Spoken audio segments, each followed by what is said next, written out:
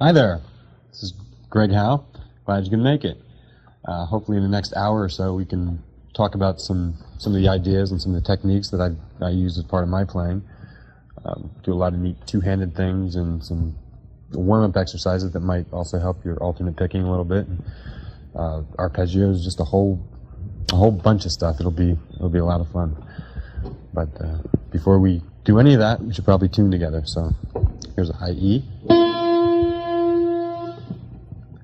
B, G, D, A, and low E.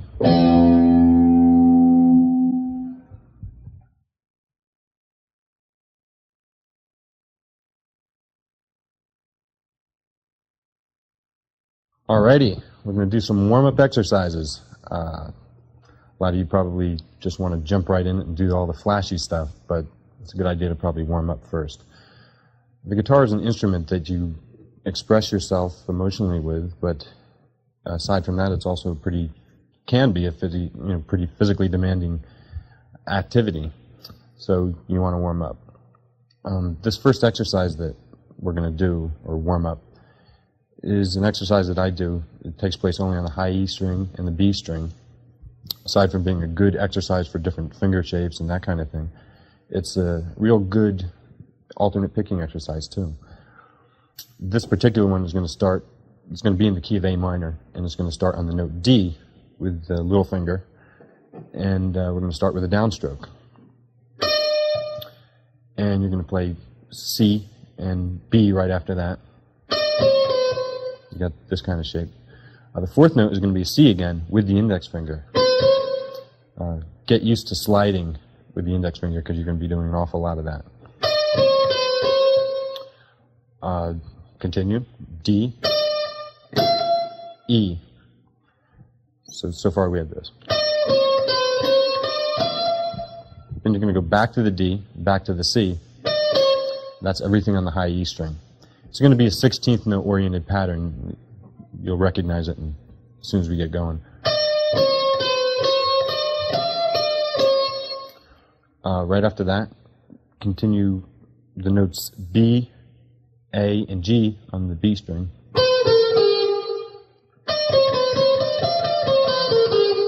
And slide up to the A again on the B string with the index finger. Continue. Play B and C on the B string. It probably sounds a little confusing. It's not. Let me just play it slow once.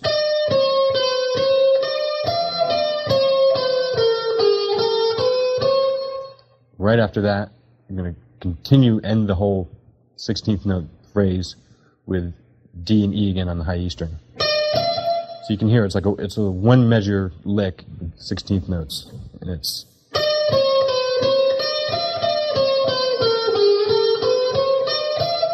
So you can hear the 16th notes.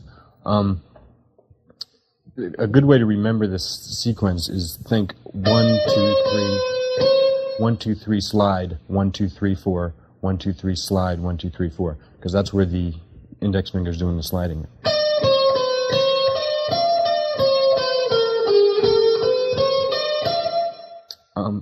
We're just going to continue. It'll be the same thing. Keep it in A minor, and you'll start on F this time. It's going to be the same sequence, but it'll be a harmony to that.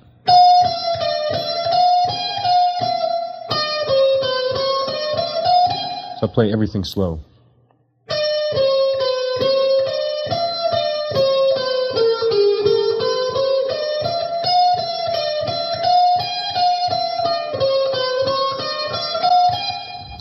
Take it up one more. We'll start on note A this time. Same sequence.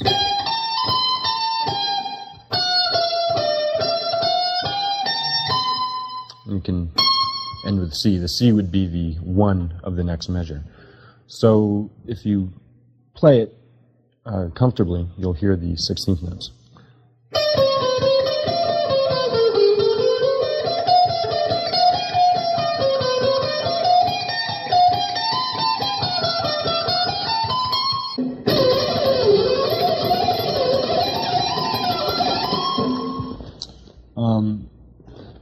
You take the descending version of that. You start on the note C. That would be the 1. The only difference between the ascending version and the descending version is the index finger is now going to be sliding down on 4, or 1, instead of. So you're sliding down. Everything else is exactly the same. You start on C. So you can see it's the same thing. So slide.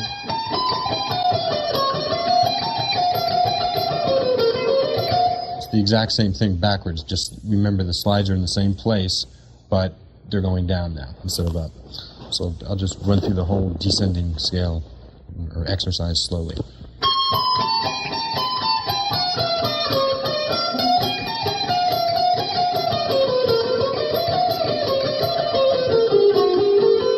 When you get to this point,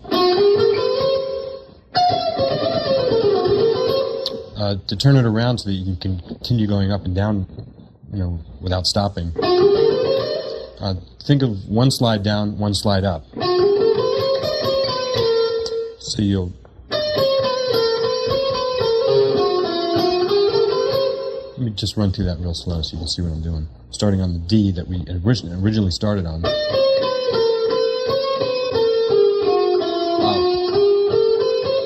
But the second time, sliding up from the E to the F. So then you can just continue the whole thing over and over again. That sets you back up to where you were before.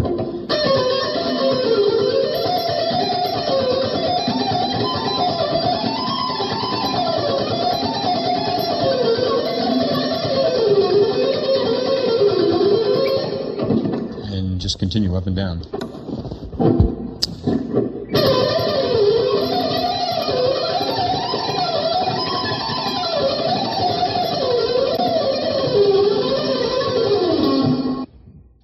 The next section is going to involve the other 4 strings. It's another warm-up exercise, and it's going to be a ascending and descending scale that just goes straight up and straight down. The weird thing about this is that it's going to be based on 4 notes on a string as opposed to 3, which a lot of you are probably used to. This particular scale, with the exception of the very first string, will have 4 notes on every string, and again, it's going to be the index finger doing all of the work. The index finger will be playing 2 of the 4 notes that you hear. So let me give you an example. Remember, I said with the exception of the first string, the lowest string, you'll be playing 4 notes per string. So start on the note A. Because of the way we're going to descend, I'm starting with an upstroke. So if you want to do it the way I'm doing it, start with an upstroke. You'll play down on the note D on the A string, and then the index finger will go up to E and play 2 notes on the A string. And you play F and G as you normally would. So you can see, just continue. Play down on the note A on the D string, and again the index finger will slide up to B, and that will be an upstroke. Continue. C and D.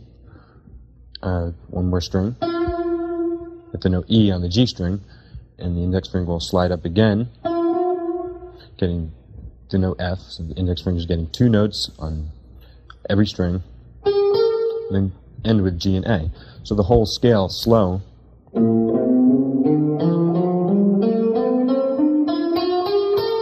That's the ascending version of the scale. Might not seem like a big deal now, but it can be real beneficial, because we'll add another octave onto that, and I'll show you in a minute.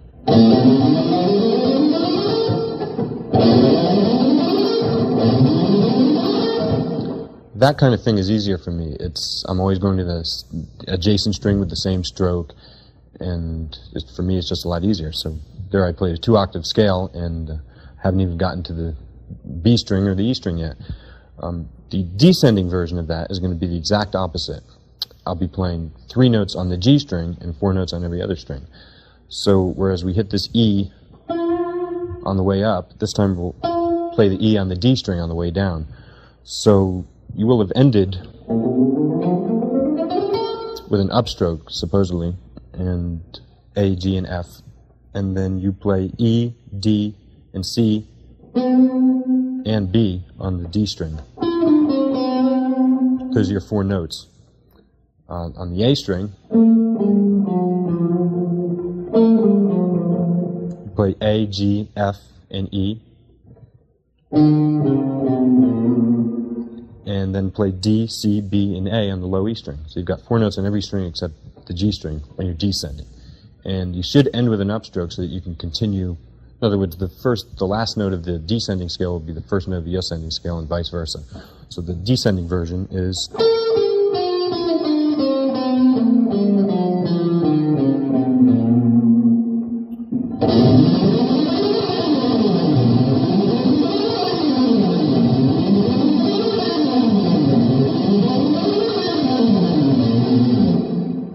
The next warm-up exercise is pretty much the same thing, but we're going to tack on the 3rd octave. And it's going to be the same idea. You're playing 4 notes on the string. The only problem now is that you have to jump up 2 frets to hit this note B. So you will have ended here with an upstroke. You have to jump up 2 frets, hit the B, and then again you slide up to the C and add D and E. And we're going to end it with only 3 notes on the high E string because of the way that we're going to descend. So just play F, G, and A on the high E string. So the whole thing is slow from the low A.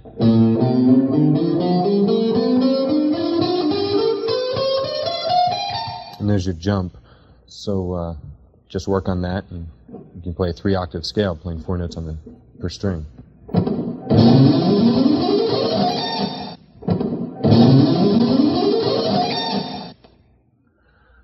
To descend from this scale, I'm going to have a completely different approach. I don't descend the same way that I ascended. I'm going to have 4 notes on the high E string. What this will do is, I ended the last note, the high A, with a downstroke. So I'm going to play 4 notes descending on the high E string. This way I'll end with an upstroke. I can hit the B string with a downstroke. So I'll be playing 4 notes on the high E string and 4 notes on the B string. Now here's the weird part. I'm only going to play 2 notes on the G string, G and F. And the rest is going to be 4 notes. So you're playing 4 notes on every string descending except the G string. You're only playing 2. And what this allows me to do is always be going to the adjacent string with a downstroke. So let me just go through it slow once.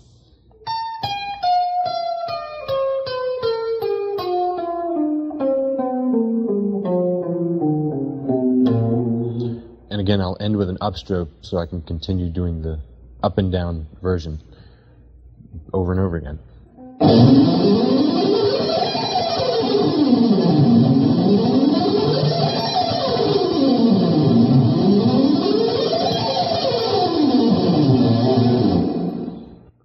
Here's another approach to 3-octave scales that might make it a little bit easier for you mentally to think about. By keeping the same shape for each scale, it might make it easier for you to see the scale and make it easier for you to play the scale. I'm going to stay in A minor, only this time I'm going to start on the note B, and I'll play 4 notes on the first string that I'm starting on, which is the low E. Play B, C, D, and E. And I'll play 3 notes on the next string, F, G, and A. And that gives us a 1-octave scale. If you look at that shape, the index finger is playing B and C. You have 4 notes on the first string, 3 on the second, then that's your scale. Play the same thing right here. And then 1 more time. The picking is going to change. The way I descend, because of the way I descend, I'm going to start with an upstroke just like I did before. And if that's the case, then the next time I get to the first note of the same shape, octave higher, I'll have to start with a downstroke. Up, down, and then up again for the 3rd octave. But the index finger is playing 4 notes, B, C, D, and E, on every octave. B, C, D, and E. So that might make it easier for you.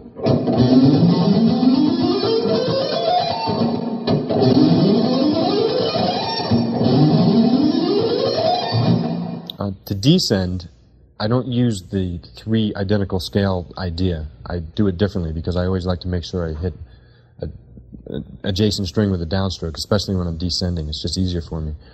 But an easy way to think about the descending version of this is think 4 notes on every string except the high E string. There'll only be 3, and the G string will be 2. So let me just run you through that once.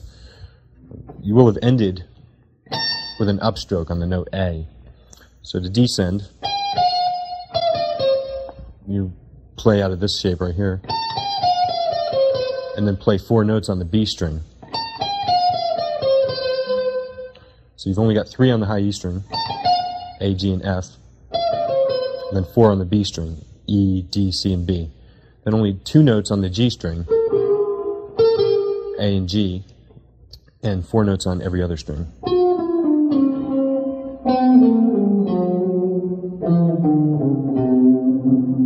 Let me just play the descending scale slow once.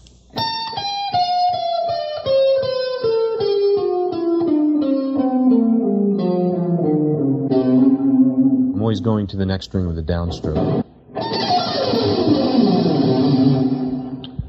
So I ended with an upstroke, and I can just continue the same thing using the identical shape idea going up and the hitting adjacent strings with downstrokes for the descending.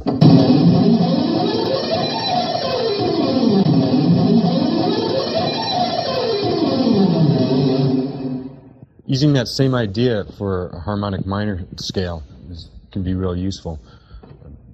Again, stay in A minor. We'll start on the G sharp, or the 7, and we play 4 notes, G sharp, A, B, and C, and then D, E, and F, and just do the same thing in octaves, again.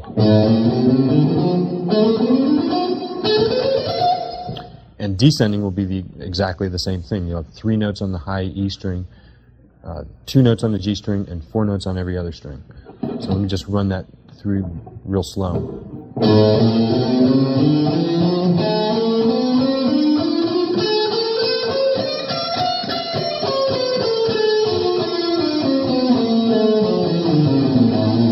Descending has a couple of weird shapes, and let me just run through it real quick. Excuse me, I'm terribly sorry. I know you're busy and everything. I was just walking by the hallway and I heard the way you were going so fast on it. That's truly the mate. Well, listen, I know you're busy. Why not? I'll talk to you just a little bit. Thanks. Alrighty. You start with, you're going to start on the note. One more thing, sir. Does that come in that color, or... I'm in the middle of a video right now. I'm doing When you're right, you're right. I'll listen. I'll talk to you later. Okay. I'm starting on the note F, and basically I'm going to pull off to E, and then... Keep it up. It's fantastic. You'll have 3 notes on the high E string, like I said. You'll have F, E, and D, and you should have ended with an upstroke with the ascending scale, so the D will be an upstroke on the way down. You have 4 notes on the B string, C, B, A, and G sharp. You have 2 notes, again, on the G string, F and E. D, C, and B, and A on the D string. And then G sharp, F, and E. That's kind of a weird stretch, but that's no big deal. All the way down to the D. So you're going to have 4 notes, and then 4 notes on the low E string. C, B, A, and G sharp. So descending.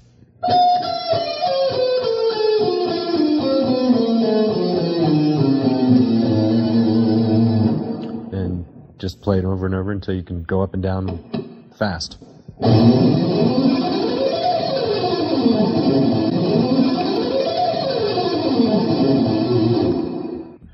Another real good warm-up is an exercise I use. It's ascending and descending 4 notes at a time on 1 string.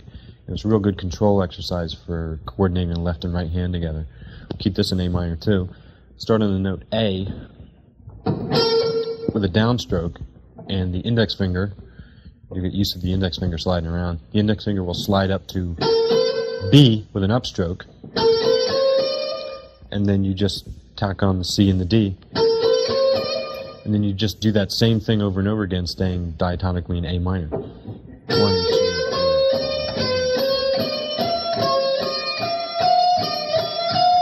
The beginning of each 4 notes starts with a downstroke.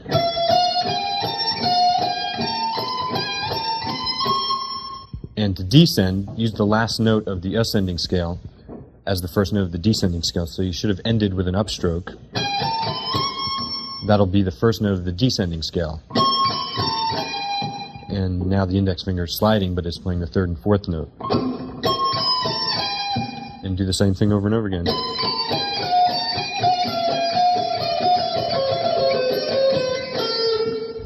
That's the toughest part. If you want to continue going up and down, you'll have to slide twice down to the A, because you're descending and ascending real quickly at the same time.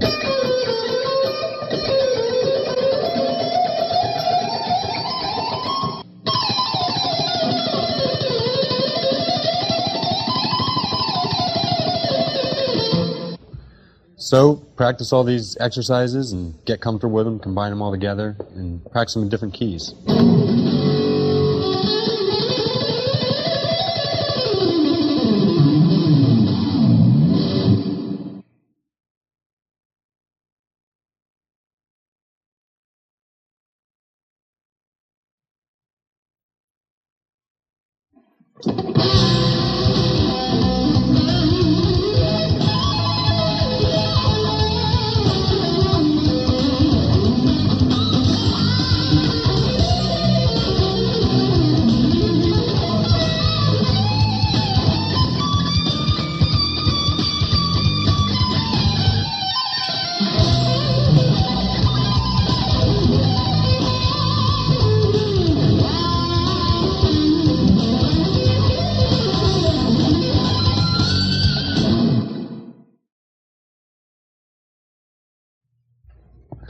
I'd like to show you some of my favorite licks, some of the licks that I use all the time. And a lot of these won't necessarily be picking every note, so it'll be a little bit something different. One of the licks I use all the time is a lick that ascends and descends 4 notes, but I don't pick every note. I hammer on and then pick the high note. Do this one in A minor. I'll start on the note C and hammer onto the D and hammer onto the E on the B string. I sort of have the 13th fret barred. I'm hitting up on the F. And then I'm picking all the notes coming back down. And what that allows me to do is get a lot more speed that way.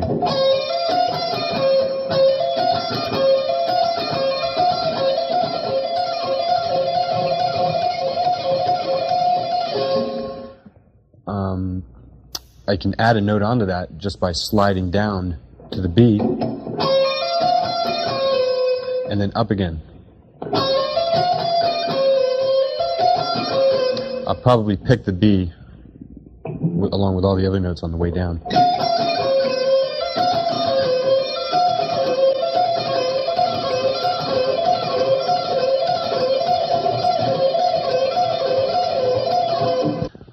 You can do a lot of things with barring. I do a lot of things like that, where I'm barring the high E string and the B string. I do a lot of blues licks that way. Here's another easy kind of lick that sounds kind of cool. Do this example in E. This will be like an E blues lick. All you're doing is hitting up on the high E string and down on the B string on the note D and pulling that off to a B, kind of a pentatonic thing. And then you're hitting the note A on the G string. And then you're going back up again. The way I'm picking it is up on the E string and down on the other two. But when I ascend, I'm hitting up on the B string. Let me just play it for you slow and I'll speed it up.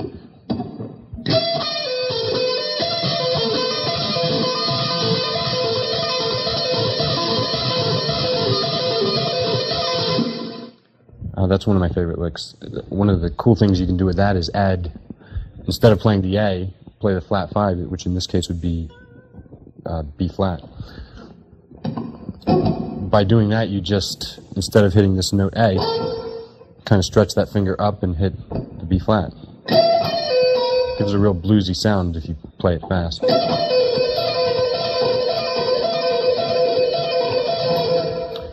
And, you know, you can use that as part of a lick that descends or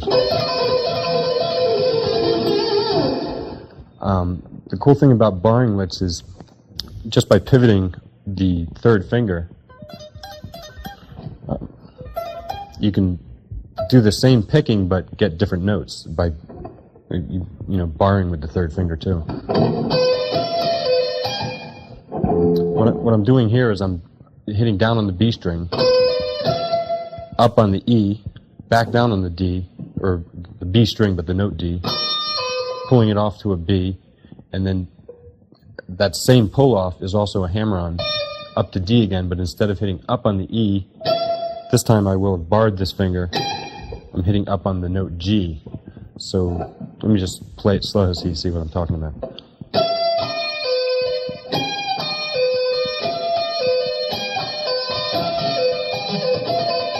That's another lick I use a lot.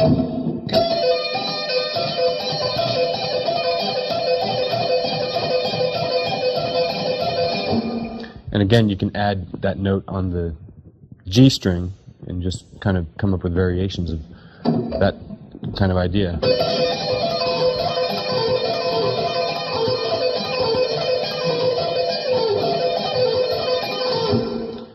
And that's one of my favorite licks. Another barring lick is that I use for kind of a bluesy thing is, we'll use this example in E too. Slide down to the 10th fret, bar these two notes, and hammer on from the A to the B on the B string, and then bar the third finger so you're hitting up on the note E, and then pull that off So you have to, hit down again on the B, pull it off. The thing you can add to that to make it sound real bluesy is the flat 5. It sounds kind of weird, slow, but it sounds cool when you play it fast. Pull the flat 5 off to the A again, so you point B flat off to A, and just play that sequence.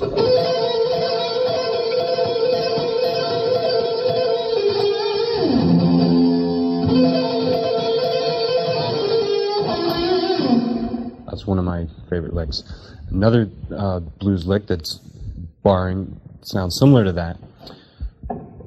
This is kind of weird because you'll be barring with the second finger this time. Start on the flat 5, or the 11th fret of the B string. That would be the flat 5. Hammer onto the B, and then up on the note E. So the second finger is the finger that's barring. Hit back down on the note B, and pull it off. Then with your third finger, reach up and hit the D on the B string. The whole thing slow is going to sound like this.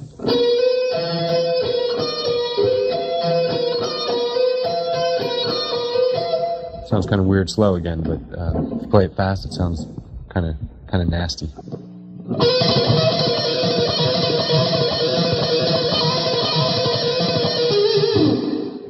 One of my favorites. Take that same barring idea and use it on some of the other strings. You can go like right across the fretboard barring. That's another thing I do a lot, which is, let me just show you what it is. If I was in E, say E blues, start on the note A, and I'd hammer onto the B, and then bar with the third finger up on the note E. Then hit the B again, pull it off to A. Then just, at that point, after you've gotten down to the A, just do a simple pentatonic hammer-on to the B, to the D, and to the E. Let me just show it to you slow so you see what I'm talking about.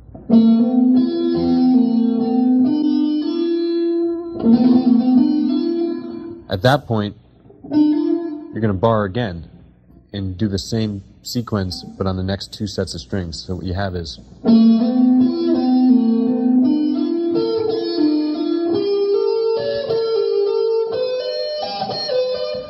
the only weird part is when I hit that C sharp, and if I'm in E blues then that note works.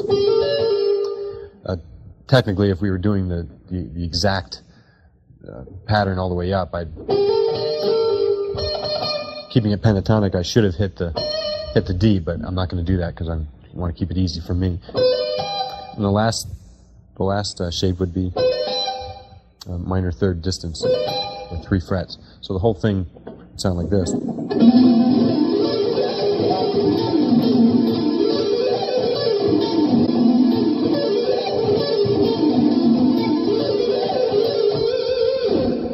One of my all-time favorites. And right now, ladies and gentlemen, I'd like to introduce to you my very first guitar instructor, ladies and gentlemen, Professor Sidney Crumph. Well, Greg, it certainly is a pleasure to be here out there in there. You've come quite the ways, haven't you? Thank you. Greg, how? Well, Greg, why don't you play for the folks the very, very first thing I've taught? Well, the very first thing you taught me, I don't know if I remember. Well, that would be your C minor, F, G, half gainer, full twelfth side of French. Try that. I don't remember that one. Just try it, Greg, all right?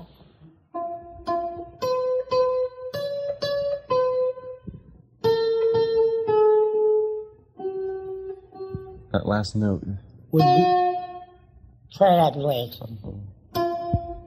Is that it? That's close enough. Boy, has he come. Greg, hold the best. I'm going to get back to class now, and it certainly was a pleasure meeting, and bye. He's a great guy. I hope I see him again real soon, like within the next 20 years or so.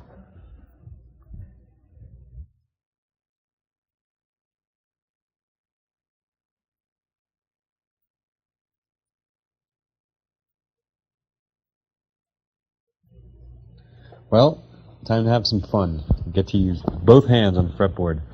I do a lot of two-handed things, and I try to make sure that when I do them, they almost don't sound like two-handed licks. They sound more like runs or extremely fast legato lines. It would be hard to do with just one hand. One of the licks I use a lot, and again, I'll keep this in A minor so we can be easier to talk about. It's a triplet pattern I usually use it in a descending form, but let's go up to the Dorian position here in A minor. We'll start on the note D, and what you're going to do is position the left hand on D, E, and F, those three notes. And the lick will actually start on the note G with the right hand. I use my middle finger because I do a lot of things where I'm trading off back and forth between hammer-ons and picking and two-handed things, and so this way I don't have to think about what I have to do with the pick. Anyway, we'll start on G. You're going to play that note. That'll be the first note. You just tap it with the right hand. Pull it off, and you'll get the note F. Pull the F off to an E, and then re-tap the F with the right hand. It's going to be a triplet feel. You'll start hearing it. After you've tapped that F with the right hand, pull it off to the E, and then pull the E off to the D, and then re-tap the E. So far we have this. Right after that, to keep the triplets going, you're going to have to hammer on to the note C with the left hand. And then you're going to tap the note D with the right hand. So we had D on the E string the first time. This time we'll have it on the B string. After you've gotten to that point, you're pretty much back to where you were when we first started. You just do the same sequence.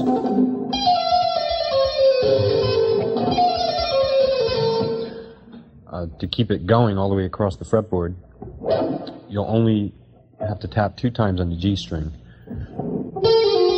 just because of the way the pattern is.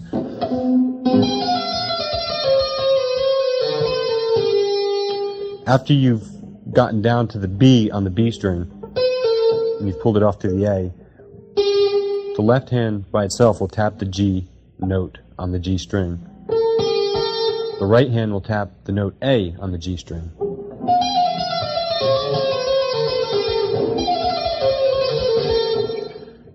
When you get to that point, just pull it off to the G, pull the G off, re-tap the G with the right hand, and then the left hand will tap E on the D string. The right hand will tap the F. It's going to be the same pattern. The shapes will be a little bit different, but if you know your scales and if you know what A minor is, then you just do the same exact idea.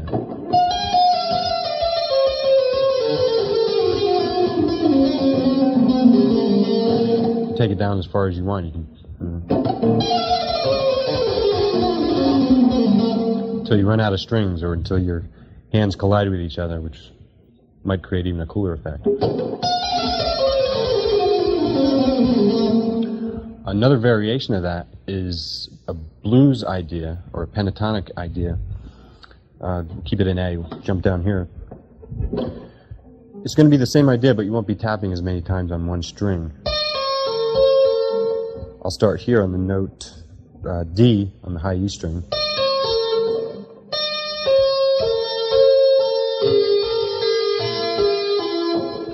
This time it's going to be a little bit backwards. You'll be tapping 2 times on the high E string and on the B string.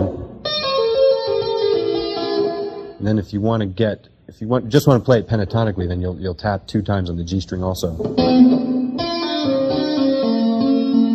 and 2 times on the D string, and 2 times on all the strings.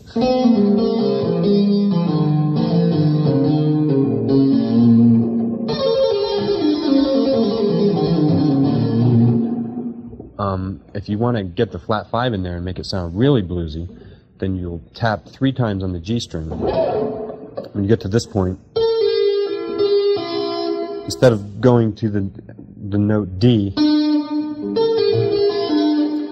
go to E flat or D sharp, and then tap on the E, pull that off to the flat 5, pull the flat 5 off, re-tap it with the right hand, pull it off, get the note D, pull it off, re-tap the D. Just do the same idea, except you'll be tapping 3 times on the G string. So.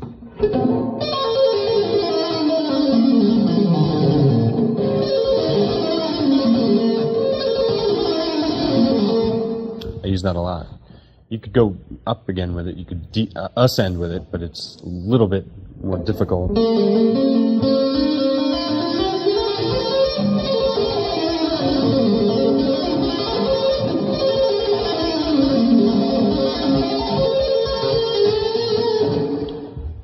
I use that a lot. It's one of my favorite licks. And another good two-handed lick that doesn't sound like a two-handed lick, or it doesn't sound like an arpeggiated,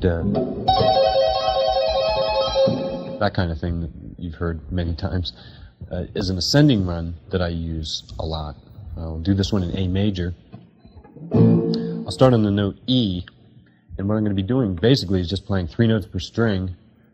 2 of the notes will be with the left hand, and the 3rd note will be with the right hand. The only difficult thing about this is that if you're not real careful, strings start ringing out because you don't have this hand over against the bridge to mute anything. But just keep working on it, and you'll have it no problem. It'll be fun. We'll start on E and just basically play E and F sharp,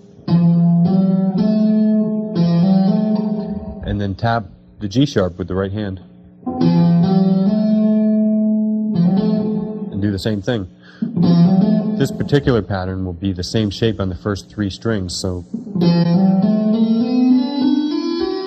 after you've gotten there, just do an octave of the same thing. You'll start here. You have to jump up a fret on the B string, then start it again. And you don't have the last 3 notes because you run out of strings finally, but you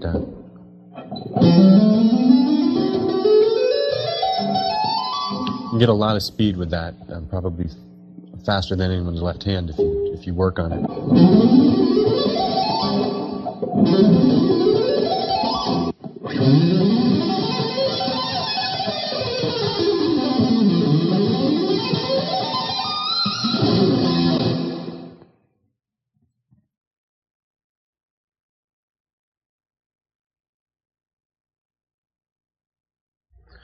I'd like to show you some arpeggios and some wide interval licks. Recently, arpeggios seem to have become pretty popular amongst rock guitar players, and they're very useful. There's a couple real advantages to arpeggios. Number one, they sound real impressive because they can cover a lot of ground quickly, and more importantly, they look impressive because they can cover a lot of ground quickly. Seriously, they can sometimes help expand the sound of a chord. For instance, if you played an E minor arpeggio over a C major chord, it could help bring out the major 7th tonality of the chord or something like that. That kind of thing, they help widen the sound of whatever it is you're playing over. Some of the techniques involved in arpeggios are sweep picking. If any of you are familiar with that, then maybe this won't be that helpful to you, but if you're not familiar with it, I have a couple of exercises for sweep picking. I don't sweep pick as much as a lot of people think I do, but I do sweep a little bit, and I'll show you one of the exercises right now. This will be a C major triad, and it's going to involve 2 different positions. The ascending sweep will be a different position than the descending sweep. But you can combine them both together and have a large 2.5 octave arpeggio. So I'll show it to you. I'm starting with a downstroke on the note C with my middle finger. I'm playing the E, on the A string. Then I'm hammering on to the G note of the A string. And this will all be one sweep downward. When you get to the D string, you hit that with a downstroke, and that's your octave. When you get to the G string, you play the E again, and then just kind of bar that fret. To come back down, what I'm going to do is you hit that high E. The way I do it, I hit that high E with an upstroke, and then I slide up to the G with a downstroke, and that's the end of the ascending version of the arpeggio. So we've sweeped until we got to the E string, then we started alternate picking. You get to that high G, that will have been a downstroke. Hit up on the E note, and then you'll play this position. Just a different position for C major again. And that'll be all upstrokes from the time you hit the E note. Until you get right here, then you alternate pick again, at least the way I do it. So when you get to that C, you're going to jump all the way down to the G on the A string, and that will be with a different stroke, downstroke, and then up on the note E of the low E string, and down again on the C, and then you can just continue that.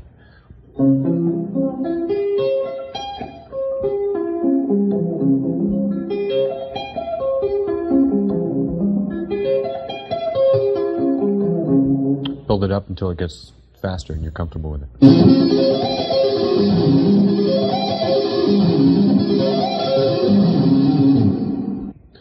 Another approach to two-octave arpeggios that I use a lot is a technique that doesn't involve so much sweeping, but it's more of a picking thing. And it's, for me, a lot more comfortable. And you can play just as fast, and in some ways it sounds a little bit smoother. I'll give you an example. Start on the A string. We'll do it in C again. Play the note C on the A string.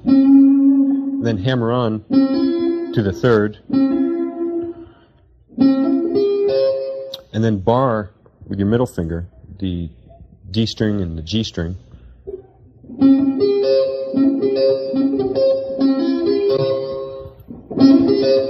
And the way I'm picking that is downstroke on the A string, a downstroke on the D string, and an upstroke on the G string.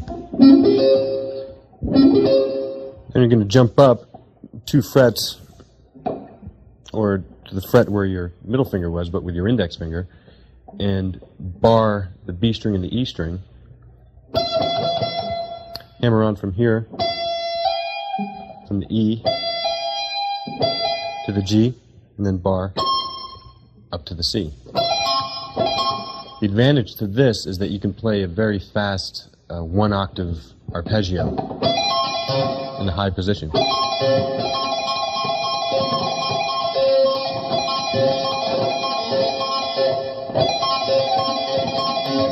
That kind of thing. And, you know, to play it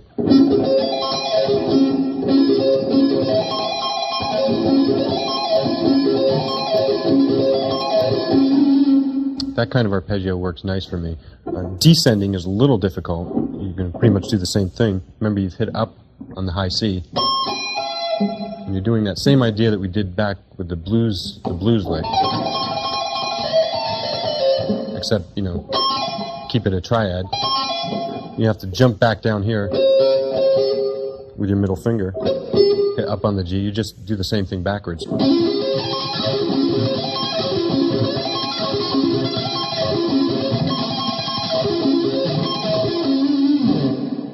The minor version to that is almost identical fingering-wise and picking-wise. All you have to do is make a couple of minor adjustments. instead of hammering on a major third, hammer on a minor third, and you'll still have the same thing there with the middle finger. This time, instead of jumping up to this fret, jump up a half step down from that, but you'll be hammering on to the same place that you were hammering. So you're just taking the third and making it minor. And this is a little bit easier, actually.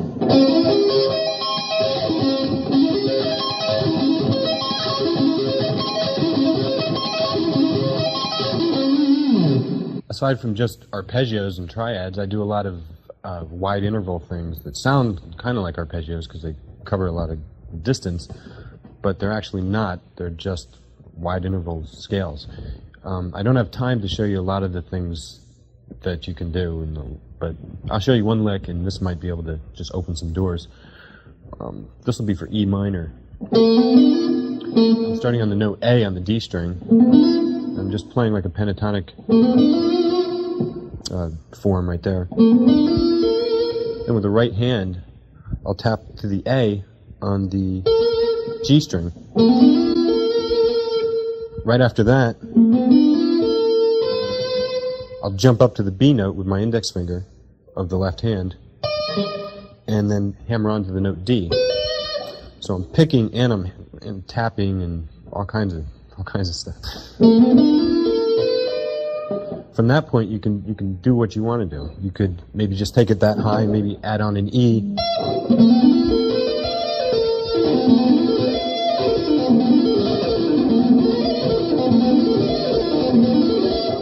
Or you could add on a higher note.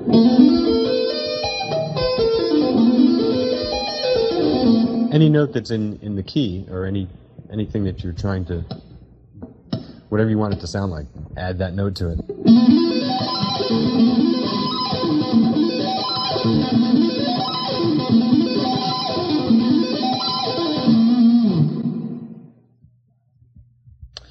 Well, certainly has been a lot of fun. I wish we had some more time to kick it around some more, but we don't. So long, and see you next time.